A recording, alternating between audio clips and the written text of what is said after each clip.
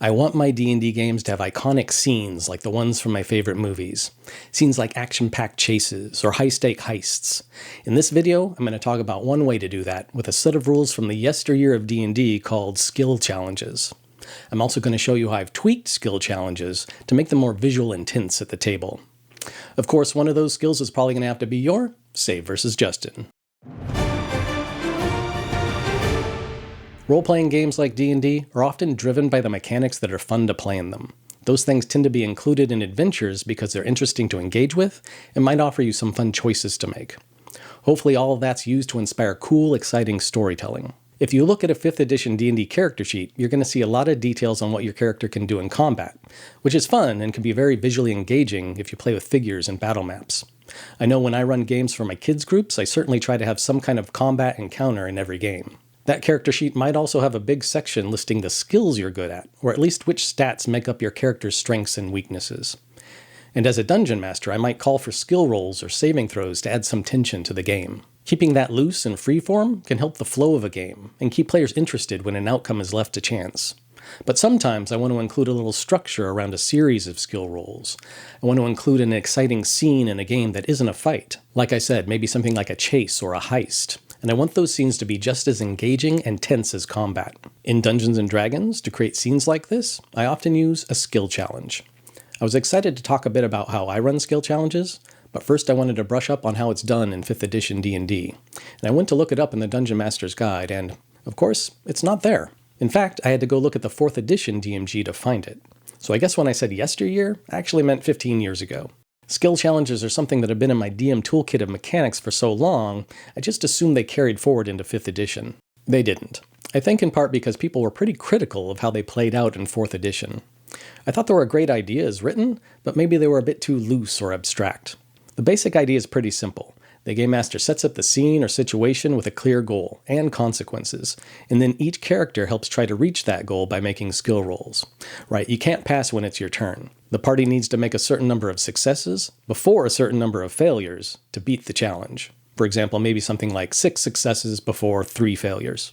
There's some other rules there as well to help balance skill challenges, but they aren't something I really use anymore. Most of the complaints about skill challenges as written basically boil down to there weren't really very many interesting choices to make. The Dungeon Master would set the scene, trying to leave it open-ended on how the characters could tackle the situation. Then typically the character with the best skill for the challenge would be the obvious choice to kick things off. But from there, the justification to use other skills that the characters were good at could get kind of thin. In other words, the players would tend to game the system a bit, and the stories that came out of it might not match the theme for the scene. For example, maybe you want a chase scene through a crowded city as the party pursues a thief that stole the map to that thing they need. Athletics or acrobatics may be the obvious choices for the theme of the challenge. You could probably make a pretty good case for stealth or deception. Skills like medicine or religion could probably be justified, maybe, but they would start to break down the intended feel of the scene, and if you're just using them to maximize your dice roll, it doesn't seem like a good trade-off. In short, it's cheesy. In my game, I wanted to add some structure and focus to skill challenge scenes. First, I wanted to stick a little closer to the theme of the scene without railroading the players too much. We should still all be telling the story together. Then, to add tension to the scene, I wanted the stakes of the skill challenge to be clear, and I wanted them to matter. Finally, I wanted to make the whole experience more visual and engaging at the table.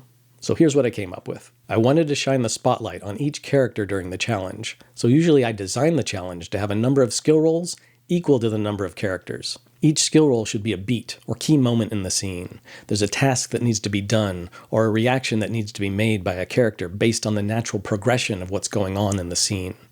I'd say try not to get too bogged down on the mechanics of the challenge.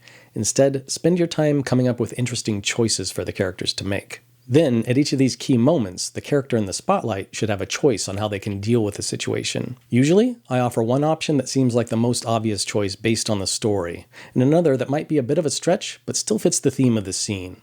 The obvious choice typically has a lower difficulty class than the other. Here's an example. In my Rime of the Frost Maiden campaign, the party recently found a shipwreck trapped in the ice. They were looking for the captain's log that had information they needed to help them learn how to break the curse plaguing Icewind Dale and the 10 towns. They found it, surrounded by piles of treasure. Who likes to store their treasure in piles? Dragons. And that's exactly what came to the ship as the characters were investigating. Arveatris, the great white worm. There was no way the party could beat the ancient dragon in combat. They would have to flee for their lives. And that's where the skill challenge started. Spoiler, Arviatris has a weakness, a blind side. Will you use your insight skill to try to take advantage of that blind side? Or will you rely on your expertise, or not, in stealth? Then we ran a short scene describing how the character used the skill that they chose and how it resolved. I don't assume a specific character is going to take on each of these key moments. In fact, because each character can only act once in a skill challenge, this may lead to some interesting fish out of water scenes, where a character who doesn't have much experience in a skill is suddenly thrust into a situation where they have to step up and deal with it. Also, I'm showing examples using skills, but this can just as easily be a choice between stats like strength or intelligence that represent how a character might approach the challenge. Instead of just winning or losing a skill challenge, I like to include a scale of what's at stake. No failures might result in some kind of boon or advantage for the characters after the challenge. For every 1 or 2 failures, I add some kind of cost to the characters, and usually these stack. So in this case, if the party failed 4 or more skill checks, they would lose 50 gold worth of treasure, the Axebeak driving one of their sleds, and then the party would have to choose something important to them that was lost to the dragon. When I run a skill challenge, usually I show all the skill choices and stakes up front. That lets the players have a discussion around the strategy of who might take on each part of the challenge, and maybe sweat a bit about what they lose if they fail. But you could also have the players go in a bit blind. Instead of listing out all the key moments and skill choices, put them on index cards instead.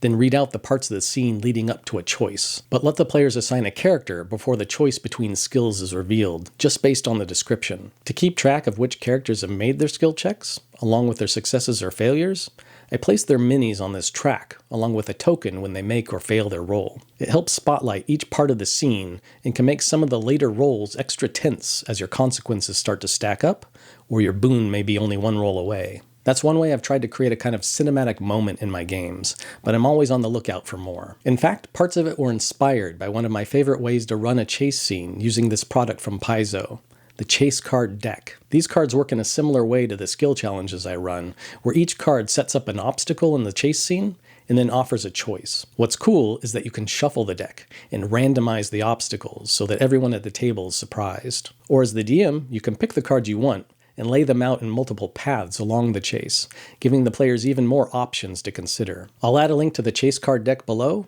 along with links to the templates I use for my skill challenges. Do you use skill challenges in your games? Is there another way you like to tie events or obstacles together in a cinematic scene? Please share them below, and I look forward to continuing the conversation with you.